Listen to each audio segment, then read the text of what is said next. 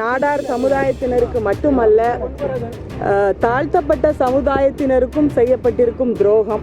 நாடார் சமுதாயத்தை சார்ந்தவர்கள் நல்லவர்களாக நல்ல உறுப்பினர்கள் என்று சொன்னால் நிச்சயமாக எனது ஆதரவு எப்பொழுதுமே இருக்கிறது. ஒரு கும்பல் வேண்டுமென்றே நாடார் சமுதாயத்தை ஓய்த்து கட்ட வேண்டும் என்று தொடர்ச்சியாக இப்படி பழி வாங்கி கொண்டே இருக்கின்றார்கள். நாடார் சமுதாயத்தின் வீரர்கள் எல்லோருமே பலி கொடுக்கப்பட்டிருக்கின்றோம். அந்த வரிசையில் எனது நாடாளுமன்ற பதவியையும் இவர்கள் குறிவைத்தார்கள்.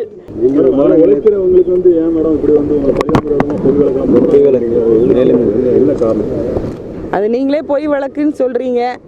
உழைப்பவர்களை பிடிக்காது. முதலமைச்சரை விடுங்கள், அவருக்கு பின்னால் இருப்பவர்களுக்கு உழைப்பவர்களை பொதுவாகவே பிடிக்காது.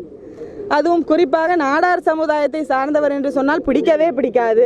நாம் அனிதா ராதாகிருஷ்ணன் அவர்களை பார்க்கலாம். இதற்கு முன்பு எனக்கு முன்பு இருந்த மகளிர் அணி செயலாளர்கள் பட்ட பாடினை எல்லாம் பார்க்கலாம். தூத்துக்குடி விமான நிலையத்துக்கு நீங்கள் இன்னைக்கு வரதை ஒட்டி பார்வையாளர்கள் அனுமதி கூட தூத்துக்குடி விமான நிலையத்தில் காவல்துறையினர் மறுக்கப்பட்டிருக்கு. என்ன காரணம்? அது சட்டம் ஒழுங்கிற்கு நிர்வாக தலைமை ஏற்றிருக்கும் முதலமைச்சரை தான் கேட்க வேண்டும். நாடார் சமுதாயத்தின் வீரர்கள் எல்லோருமே பலி கொடுக்கப்பட்டிருக்கின்றோம்.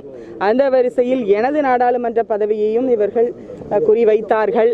இன்னும் என்னென்ன செய்வார்களோ தெரியாது, பொறுத்திருந்துதான் பார்க்க வேண்டும்.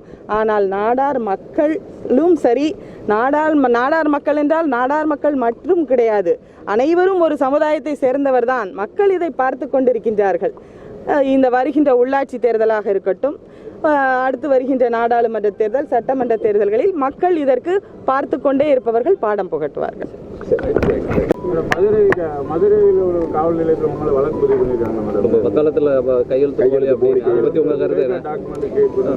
அது வழக்கு உச்சநீதிமன்றத்தில் இருப்பதனால் நாம் அதை பற்றி கூறக்கூடாது. அது நீதிமன்றம் தனது தீர்ப்பை பார்த்து கொள்ளும். என்று இருந்த ஒரே ஒரு மேயர் தொகுதி தூத்துக்குடி மாநகராட்சி தொகுதி, நாடார் அதிகமாக வசிக்கக்கூடிய பகுதி. இது நாடாருக்கு ஒதுக்கி இருக்க வேண்டும்.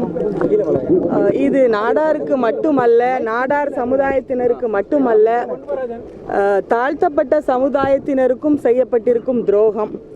ஏனென்று சொன்னால், தாழ்த்தப்பட்டவர்கள் அதிகமாக வசிக்கக்கூடிய பகுதிக்கு இந்த தொகுதி ஒதுக்கப்பட்டிருக்க வேண்டும்.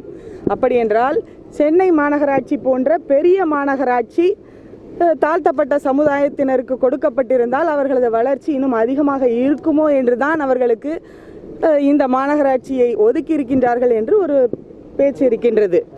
அது மட்டுமல்லாமல் நாடார் தொகுதி என்று இருந்த இந்த ஒரே ஒரு தொகுதியையும் மாற்றி இருப்பது மிகுந்த வருத்தத்திற்குரியது, கண்டனத்திற்குரியது. இதற்கு என்னென்ன நடவடிக்கைகளை எடுக்க வேண்டுமோ அவற்றையெல்லாம் நிச்சயமாக ஒரு பழைய மேயர் என்ற முறையிலும் நாடார் சமுதாயத்தை சார்ந்தவள் என்கின்ற முறையிலும் அதற்கான நடவடிக்கை எடுக்கப்படும். தற்போது எந்த கட்சியையும் சார்ந்தவர் கிடையாது. நன்றாக உழைக்கக்கூடிய உறுப்பினர்கள் யாரேனும் கேட்டால், அவர்கள் உண்மையாகவே மக்களுக்கு பணியாற்றுபவர்கள் என்று இருந்தால்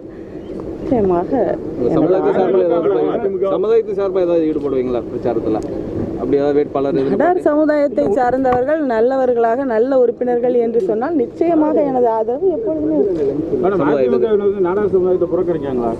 நிச்சயமாக புறக்கணிக்கப்படுகிறோம். தொடர்ச்சியாக புறக்கணிக்கப்பட்டு வருகின்றோம். அது எனது சம்பவத்திலும் சரி, எனக்கு முன்பு இப்பொழுது நான் வந்திருக்கக்கூடிய இந்த ஃபங்க்ஷன், இந்த நிகழ்ச்சி சம்பந்தப்பட்ட விஷயத்திலும் சரி, தொடர்ச்சியாக நாடார் சமுதாயத்தினர் பாதிக்கப்பட்டு கொண்டேதான் இந்த ஆட்சியினால் இருக்கின்றோம் என்பது பல்வேறு வகைகளில் நாம் காண முடிகிறது. ஏன் எங்கள் சமுதாயத்தை குறிவைத்து தாக்க வேண்டும்?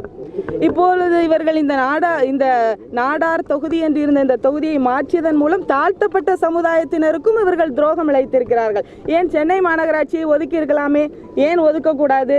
ஒரு தாழ்த்தப்பட்டவருக்கு ஒரு பெரிய மாநகராட்சியை கொடுக்கலாமே, ஏன் கொடுக்கக்கூடாது? ஒரு கும்பல் வேண்டுமென்றே நாடார் சமுதாயத்தை ஓய்த்து கட்ட வேண்டும் என்று தொடர்ச்சியாக இப்படி பழி வாங்கி கொண்டே இருக்கின்றார்கள். அதை பார்த்து கொண்டிருக்க முடியாது.